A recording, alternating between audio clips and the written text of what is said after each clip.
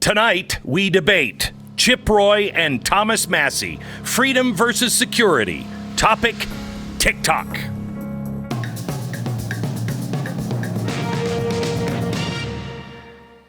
Hello, America. I'd like to start the show tonight with a statement from Peter Schweizer. He put it in his latest book, and he said, quote, "The one who wins the platform wins the world." That statement goes on to say that the fact that this app is under attack in the United States, quote, fully demonstrates that whoever can attract young people will control the future. So who said that? And what's the app? Well, that was said by a propaganda analyst in communist China, and he was talking about, yes, there it is, TikTok. Actually, even scarier, he was talking about Americans using TikTok. He was talking about kids here in America using it. So we've started to ban TikTok now, or seize control of it. I'm not sure. It's one of the biggest debates in the country right now, and it's already passed the House.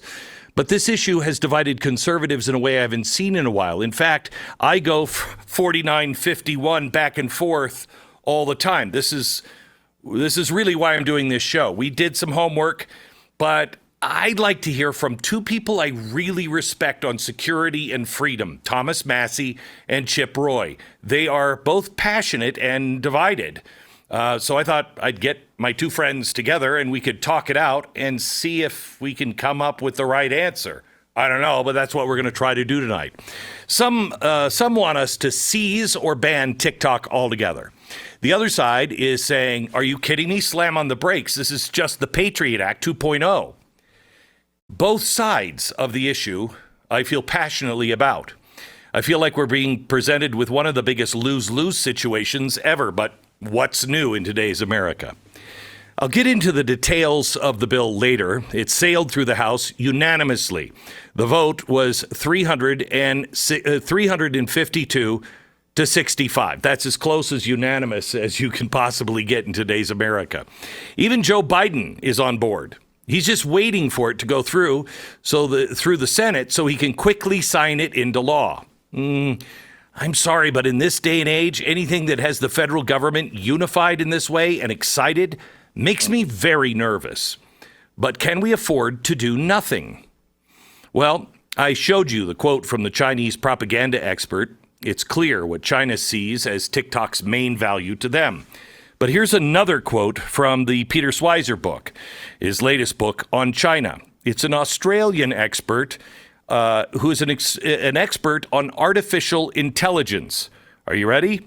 Quote, over time, in the same way that a cat can be taught how to play the piano, your child can be subconsciously taught to associate positive emotions with whatever TikTok desires, all the while shielded from parental oversight. That doesn't sound good. The app pulls this off through their proprietary algorithm that tailors individual content specifically to individual users. This is not the collective. This is all about the individual. The Chinese government considers this algorithm, and I quote, important for its national security. Okay, so they think this is important for their national security. How can we afford to do nothing here? See, now I'm back on the other side. TikTok recently boasted that they have nearly half the country as active users, over 150 million Americans.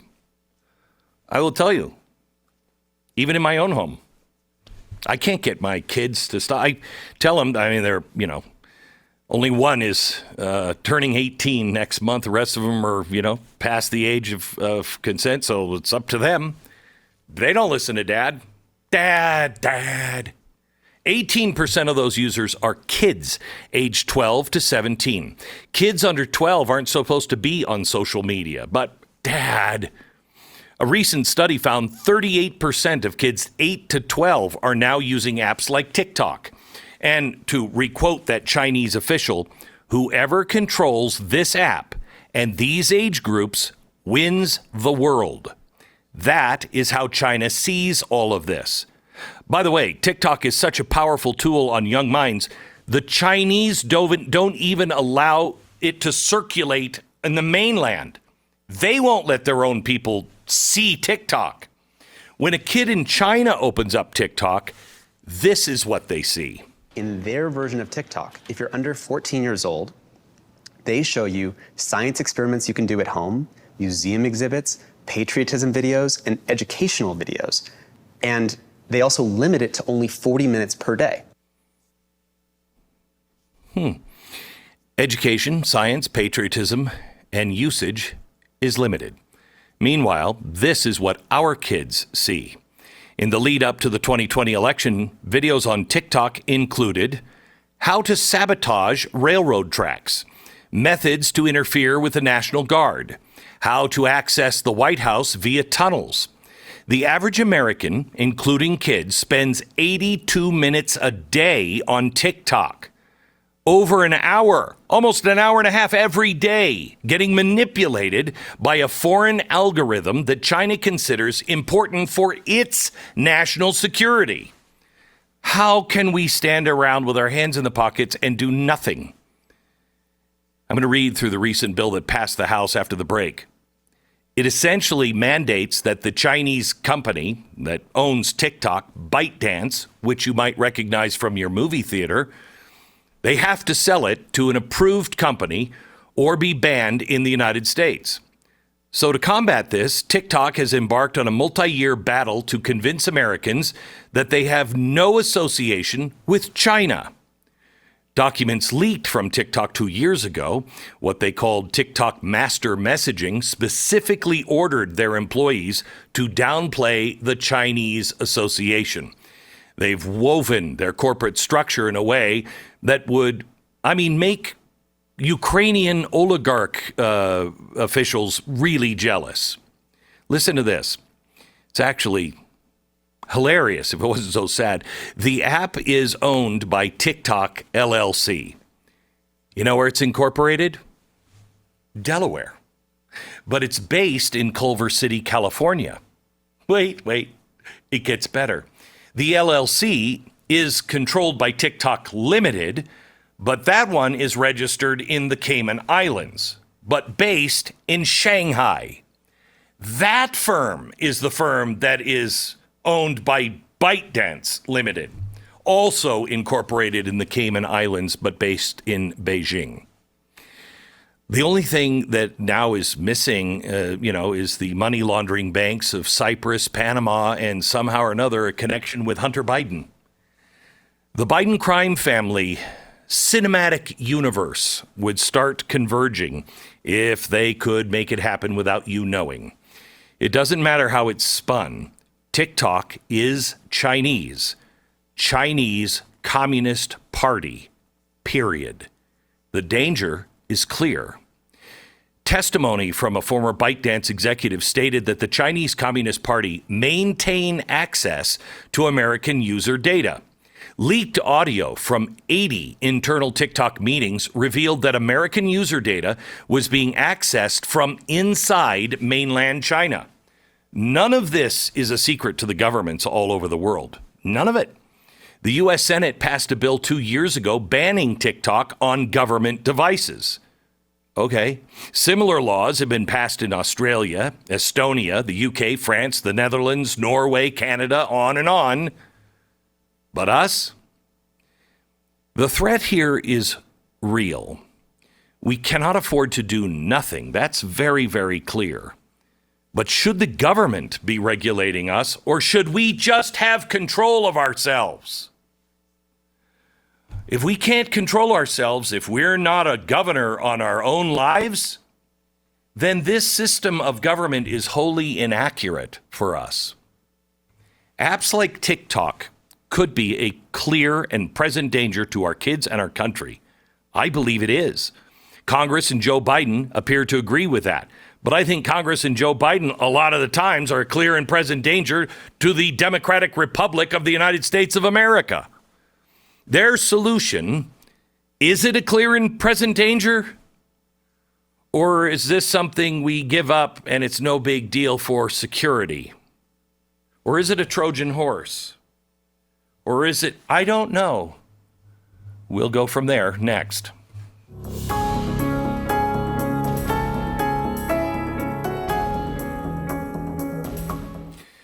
I'm going to talk to you about shortages, massive shortages of really important goods and services. One of those goods and services we get mainly from China, medicine.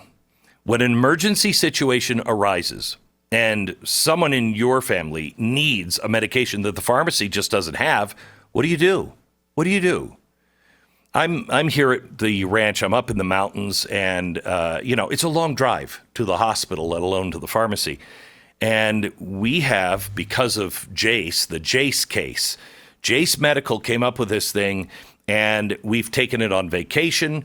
We have it here at the ranch. It's a personalized emergency kit that contains 5 essential antibiotics that treat the most common and deadly bacterial infections.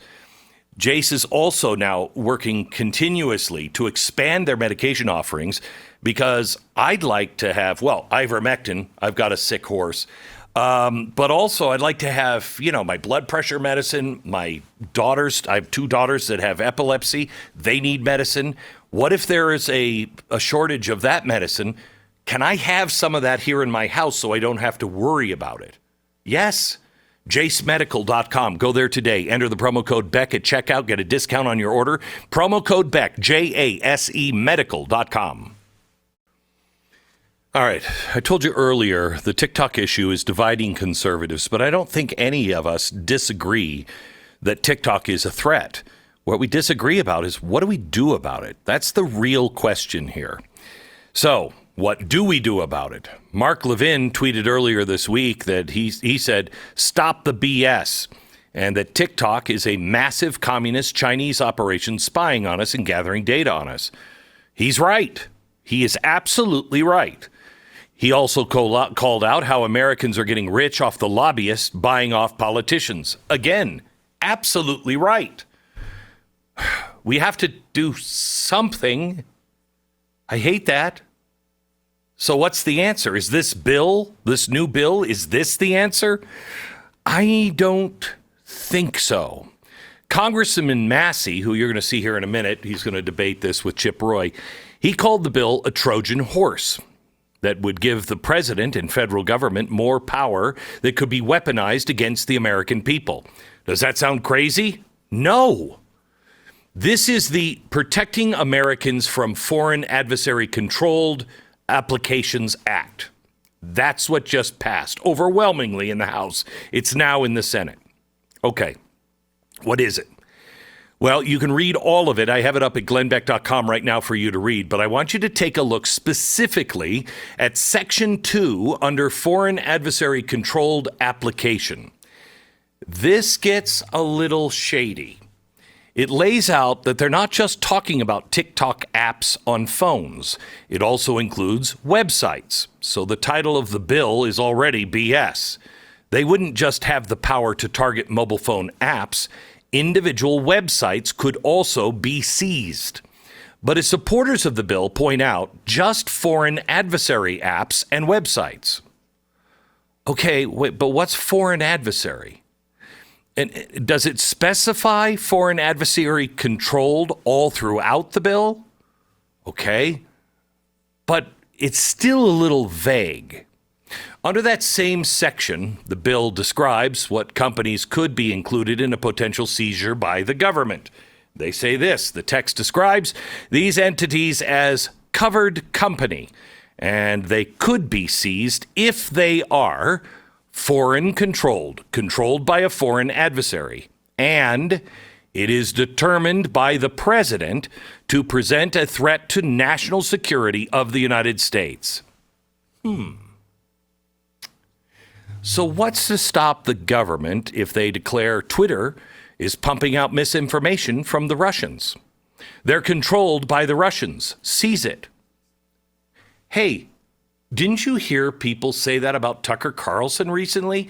In fact, there was talk in Congress making sure that he couldn't enter the EU anymore. Maybe pull his passport. Is he a threat to national security? Was he controlled by the Russians? How many threats to national security have we heard about over just the past few years?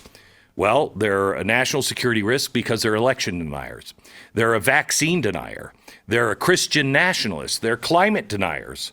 All of these things have been called national security threats at times. All it would take is a label, like election denier, and then a statement that insert random country is directing it all, and boom. You don't see my face anymore, and I don't see yours.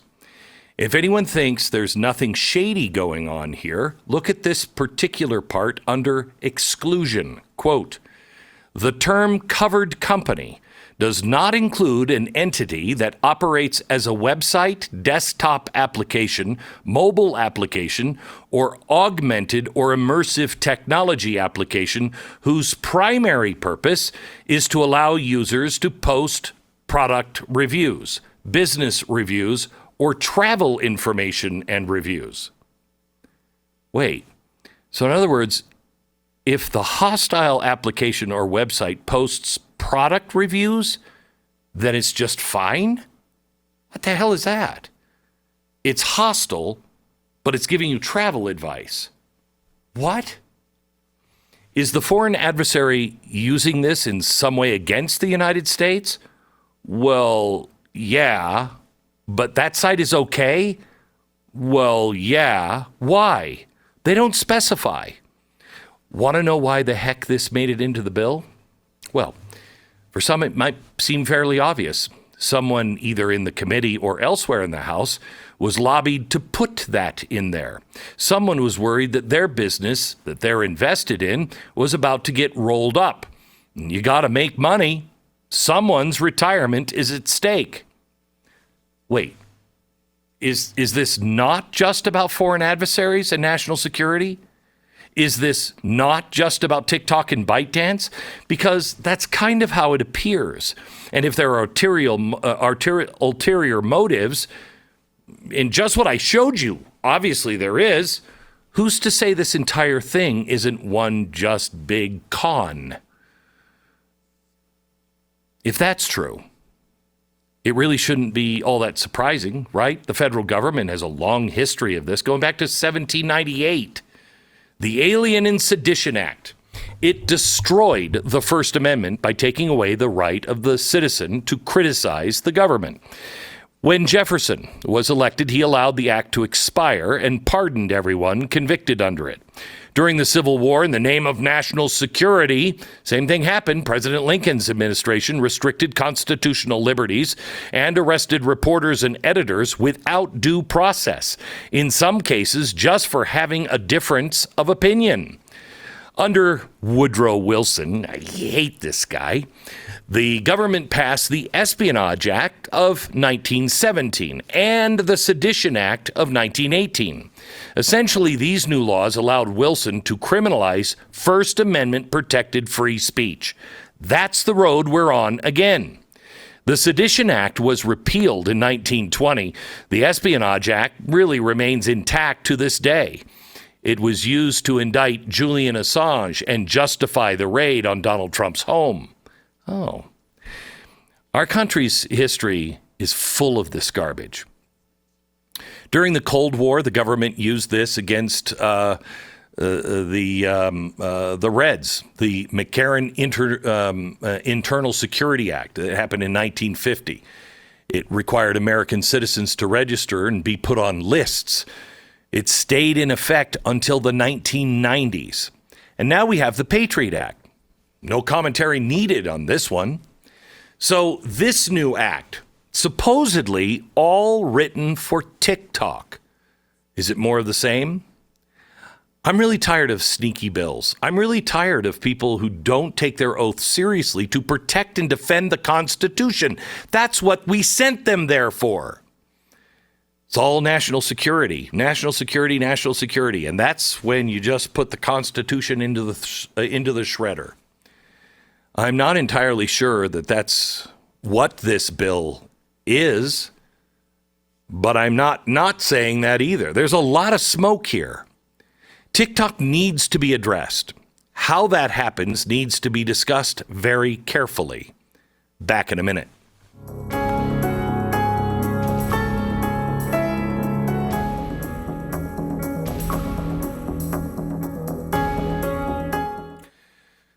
So, do you have pain? Because I have an enormous pain in my, and that's mainly the government. But I can't send them Relief Factor and make them go away. I wish I could shrink them, because that's what Relief Factor does. Your pain is caused from inflammation, So it's like the government's growing and growing. It causes you lots of pain, right? You take some Relief Factor, and as you take it, it helps your body just push that government back into the right space. It's 100% drug-free, developed by doctors to help reduce or eliminate pain. Over 1 million people have tried Relief Factor's Quick Start Kit, and 70% of them go on to order more. So see how Relief Factor can help you with their 3-week Quick Start Kit. It's $19.95. It comes with Relief Factor's Feel Better or Your Money Back Guarantee. So give it a try. Visit relieffactor.com or call 800-4-RELIEF. 800, the number 4, RELIEF. When you feel the difference, you know it works. Joining me now, two men that I really respect. They are both very strong conservatives, true champions of the Constitution, and I trust them.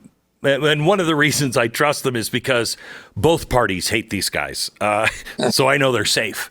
They are on opposite sides of the House's recent TikTok bill.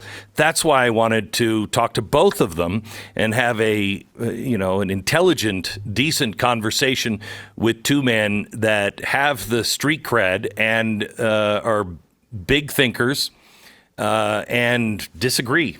Because I can't find my way through this one. Congressman Chip Roy was one of the bill's lead co-sponsors, and Congressman Thomas Massie has called the bill a Trojan horse. Gentlemen, first of all, can we start with this? Neither of you have taken money from ByteDance, TikTok, or Hunter Biden, right? Well, I'll start off. I have actually taken money from an American investor in TikTok, and want to fully disclose that. I've not talked. Well, you're not making him happy. I haven't talked to him about this bill, and the bill says you have to force the sale of TikTok. He might be the only person who would benefit from the sale because he's either going to make money on the sale, or he could possibly buy TikTok when it's sold to American investors 100%. Chip? Yeah, my response generally is, and I think Thomas said, I have generally speaking a broad ban on taking money from big tech because we take so many issues in front of the Judiciary Committee. So don't hold me to it. I mean, we had a general position of not taking money from like Google and Meta and from all these companies. And I can't tell you, I know who Thomas is talking about. I might have taken money from that individual as a private donor as well. Because there's a lot of donors who are investors in these companies. So that's possible. So full disclosure, I could as well. I'm not even sure. Okay. Well, that's fine. As long as neither one of you is being driven by that, I'm good. So let me ask you, do we all agree that this is a clear and present danger to the security, that this is a CCP, Communist Party of China, run organization that is a danger to America? Do you both agree? Well, I'll start by saying it's probably brain rot. I've never used it. I've never been on the site. I don't want to use it. But let's acknowledge 60% of it is owned by institutional investors like Americans. 20% of it's owned by employees of the company, and 20% is owned by China. Yeah, I would argue, look, and I agree, and not surprisingly, let me also just say this real quick, Glenn. I love that we're having this dialogue. I have enormous respect for Thomas for the reasons you already articulated. We need debate like this. I respect that he went to the floor in opposition of a bill that I co-sponsored. This is an important conversation. I agree with everything that Thomas just said. I do think it is rot. I've never used the app. I mean, I may have clicked on a link that had a video from TikTok for all I remember on Twitter, but I don't have the app. I think it's a danger to our kids. I think most of this big tech AI related stuff that's targeting our kids is bad, but that's not a reason to jump into this fray without, I think, what you just described, which is, I do believe, a concerted effort by the Chinese Communist Party to use this tool to undermine our national security by targeting not just our kids, but our people generally with misinformation. And they're doing it specifically. And we know that to be true. But so, Chip, I want to go ahead, Thomas. Well, I just want to say Americans, has been determined by the Supreme Court, have a right to foreign propaganda. It may be inconvenient, but there was a case with the U.S. Postmaster. They were trying to keep information from going to Americans, and they ruled that we have a right to propaganda, to access that, and for information to flow freely to us. Yeah. Well, if that wasn't true, ABC, NBC, CBS, and CNN wouldn't be on the air. But let me ask you this, Chip, because I think you're right. It is communist China, and I think it is a difference here because of the algorithm and the information gathering and the psyops that they admit that they're doing. They wouldn't do this in their own country. I personally would rather live in a country where we all had, strong feelings and strong desires not to put bad things into ourselves and into our children. But I am very uncomfortable, and this is what struck me about your position, Chip, on this particular front is, you know how dangerous the government has become here. Why would we give the president of the United States more power to say that's a problem over there? I think that's foreign controlled. Yeah, well, first of all, the president already has an enormous amount of power under the Constitution and frankly has used it over the course of our history for better and worse at a significant level under Article 2. What we're doing here under Article 1 is actually being very specific about how power can be used. And we're talking about 4 adversaries that we put in here. Now, yes, we can go through a process in the future, whether the president declares and we decide whether there's additional adversaries. But by outlining that we've got Russia, we've got North Korea, we've got Iran, we've got China, that's an actual focus that defines how we're approaching this. And specifically to Thomas's point, like, look, the fact is, we know that TikTok, for example, the FBI director, for whom I have a lot of concerns and questions about, confirmed, but we go to war with the army we got, right? Confirmed before the Senate that TikTok's parent company, ByteDance, must do whatever the Chinese Communist Party says. 300 TikTok employees have worked for China's state-run propaganda media. But the bottom line is the algorithm is silencing words directly contradictory to the Chinese Communist Party. Anything you look up under Wuhan virus or China virus, Tiananmen Square, Hong Kong, Taiwan, all of that is being silenced at extraordinary ratios. We know that all to be true. So all I'm saying is, and I had this debate with Tucker, and I don't want to talk about a private conversation, but I was having this debate and broadly with friends. And look, we can't just unilaterally disarm when we have foreign adversaries who want to go after us just because we recognize that Google and Meta and the big American tech companies are a problem as well.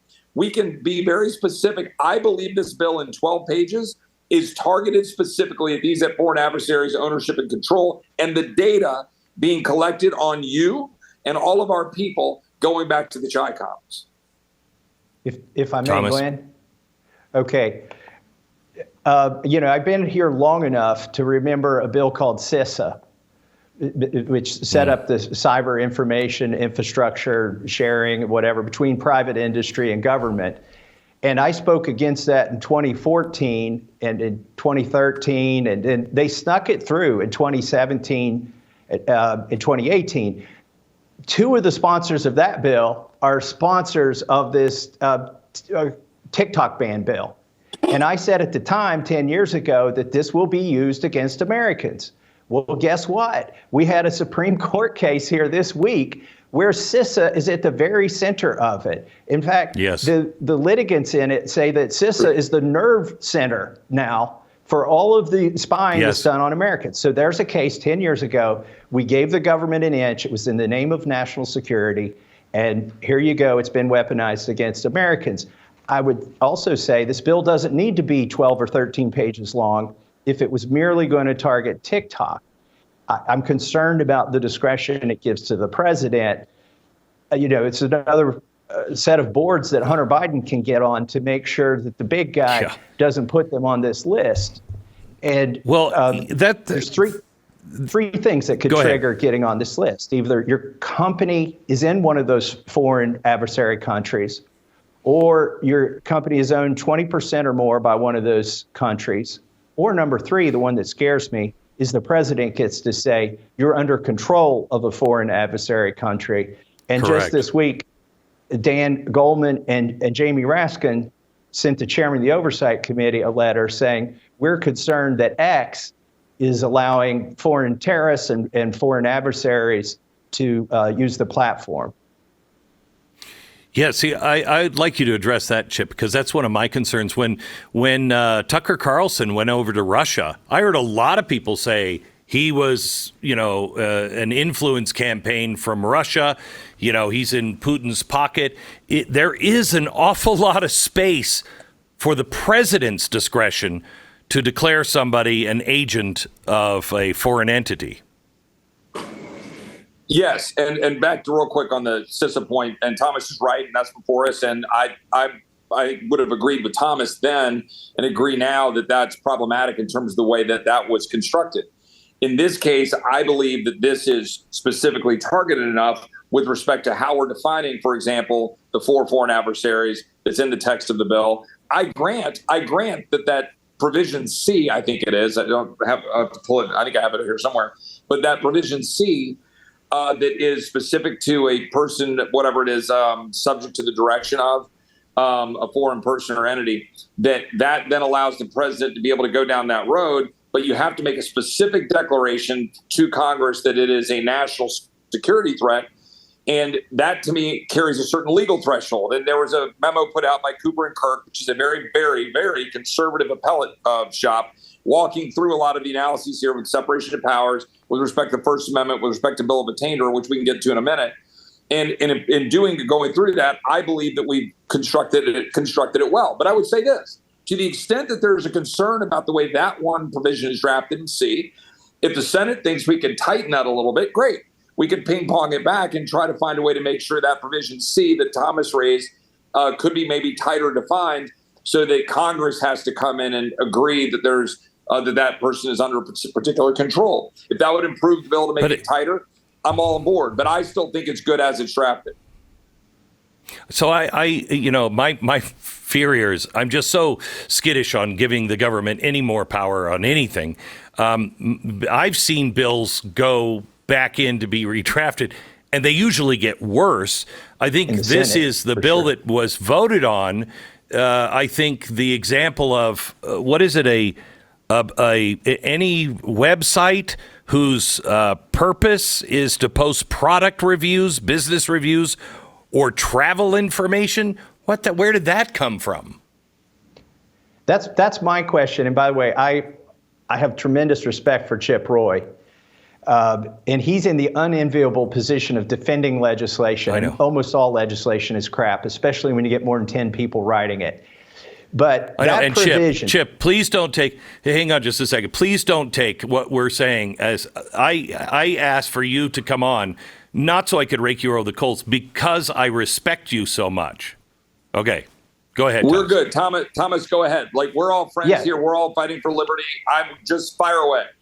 So somebody was worried enough about the broadness of this bill that they convinced one of Chip Roy's co-authors to put that provision in the bill to exempt them. Now, I don't know if it's Amazon because you do product reviews on Amazon. I don't know if it's Yelp because business reviews are exempted. I don't know if it's some travel agency because travel reviews are exempted in there. But why did that segment of the internet industry seek those exemptions, and why were they granted to them? That's what I would like to know if Chip knows. Do you know, Chip? With that specific clause that was added, I don't know who got to whom to make sure that it was added. I don't think it was a necessary clause. I think it was an add-on that someone wanted some additional protection because they were, nervous about it or whatever. But from my standpoint, it wasn't necessary. So I'd have to go look at who asked for that provision or that additional clause. Yeah, because I think that's important, because if one of the co-sponsors had somebody that said, "Hey, you got to exclude us," they were paranoid enough to not say, "Dude, it doesn't affect you at all. It never will." So who was so worried that they had to have that written in?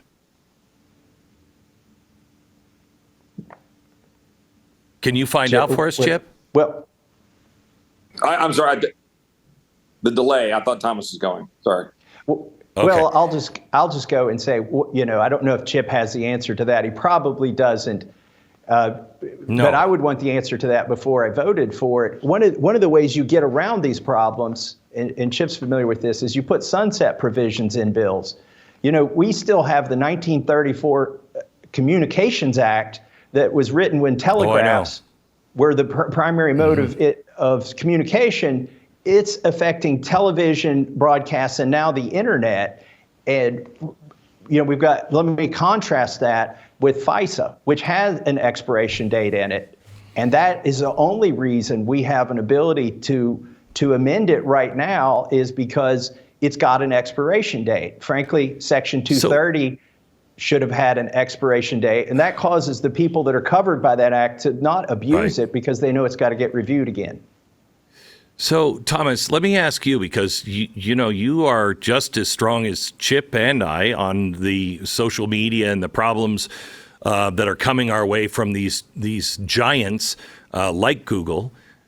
The information that is being collected by a foreign entity is enormous, and the algorithms are personally they are personalized for each user. And if you have malintent with that kind of information, they've stated that they are doing everything to subvert us and to crush us without a bullet fired. How do you balance with security? Because Chip is absolutely right on security. This is crazy. Well, Chip and I just came from the floor and voted on a piece of legislation that, instead of having 65 no's, it had everybody in Congress voted for it, and it addressed the issue that you're talking about very specifically, not specifically toward one company, but saying that you can't take this data and exfiltrate it overseas. Those are the kind of solutions we need, not the TikTok ban bill, because, in fact, the TikTok ban bill doesn't protect your data. Some American company can still collect all this data and sell it either to the U.S. government or sell it to any foreign government. The TikTok ban bill doesn't stop that. I have to tell you, go ahead. No, I would just say we need both of those provisions. I agree with Thomas, and we did just vote for that, but we still need both, because this is going after the sale of data and the things that Thomas just described.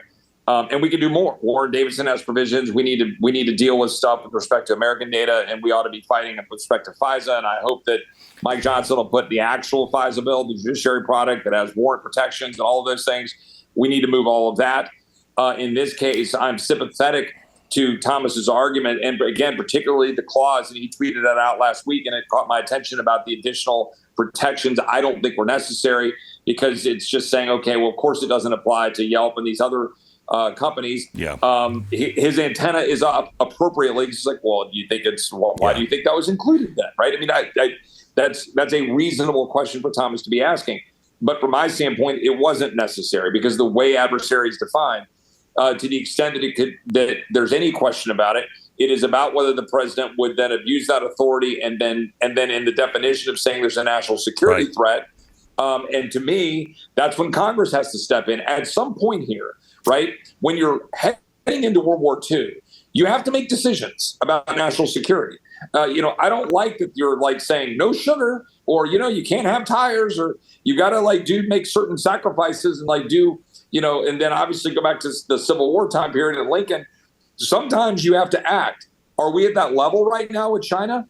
So I think that there's a Cold War going on with China directed at us. I agree with Thomas and you. I think there's a Cold War of us against the entire, Intel space and the Intel community and big corporate, tech that's colluding with them. So my antenna's up. I think this was a toe in the water that was necessary. Sorry for the filibuster. No. That's fine. I want to thank both of you guys for such a civil debate on this, and I think you've helped me clear my mind on where I stand. I will say I think all of this can be solved if Congress would pass a law that my data belongs to me, and I can sell that data if I care to. But it all belongs to me, and you can't use my data in any way without my permission. That is something that maybe people will want to sell to make some extra money, or they want to keep private. But Congress needs to act to protect me and the essence, not just my physical body, but who I am. They say they know who I am more than I do. Well, I don't like that. I own me. Not them. There are a couple of bills that have been recently introduced, and one that's going to be introduced to establish a private property right to your own data, so that if somebody steals it or abuses it or uses it without your authority, then you would have a right of action to sue them. You know, one thing I think Chip Roy and I probably agree on is this bill shouldn't have gone to the floor under a suspension of the rules. It should have gone through the committee that Chip Roy and I both serve on, which is the Rules Committee. And other members who are not on the Energy and Commerce Committee or the China Committee could have raised these red flags, could have offered amendments to fix these issues, and then we could have had a full debate and a vote on, let's say, a dozen different amendments to fix this bill.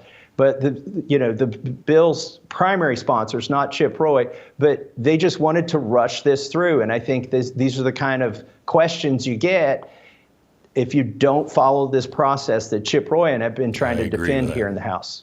So if I can just say an amen to what Thomas just said, it is a problem, and we were doing it well last year. We got off the rails. We need to restore that.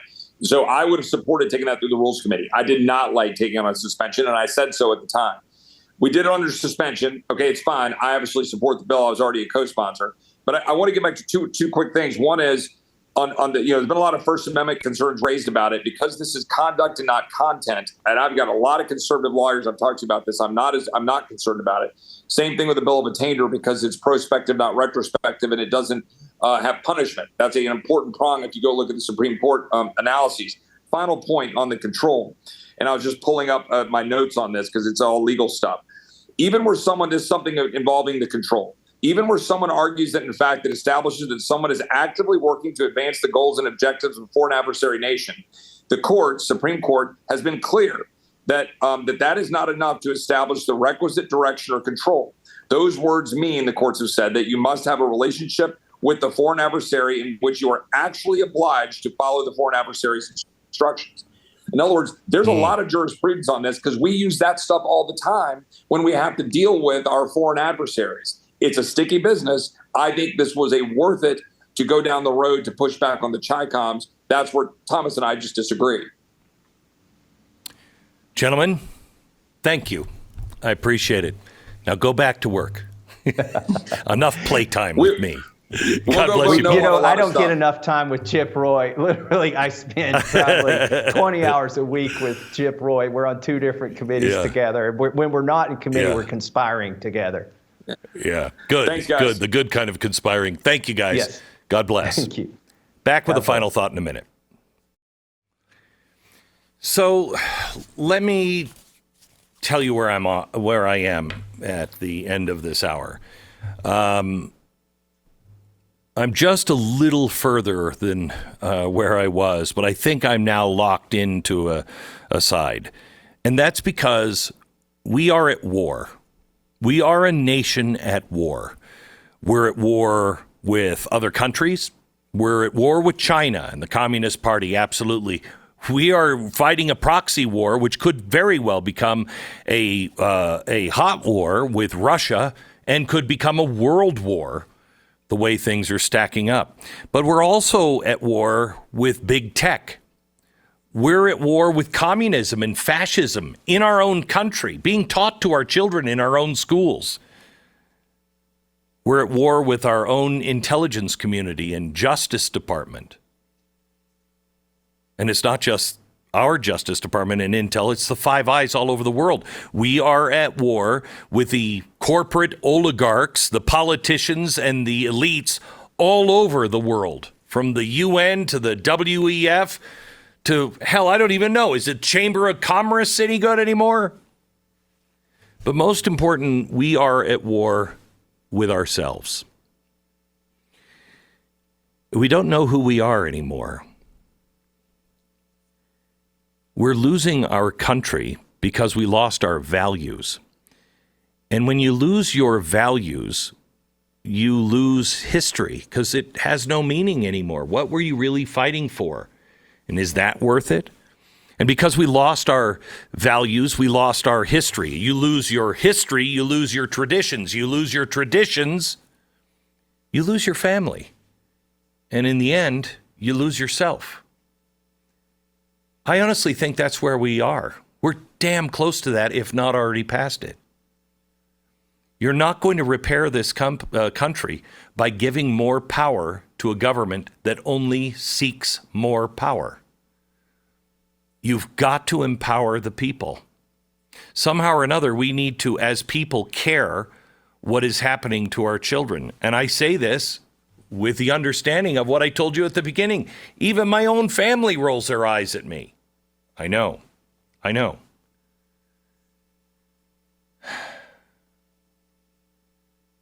I keep coming back to the founders. Without a religious and moral people, this system is wholly inadequate. We're not those people anymore. Doesn't mean we can't be. But right now, there are remnants of those people. Because we're fighting this war on every single front, I'm against the TikTok ban. I so trust Chip Roy. I love Chip, and I trust him. He's a constitutionalist. He's a Texan from 1853. I mean, don't mess with a Texan. But I don't trust the people around him. And a government that is seeking more and more power and more control and isn't already in bed with giant corporate tech and China,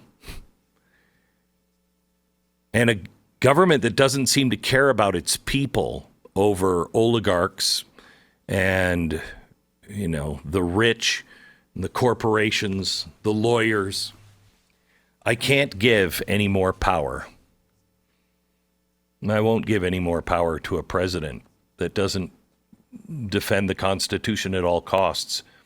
And I haven't seen them in quite a while. From the ranch, good night, America.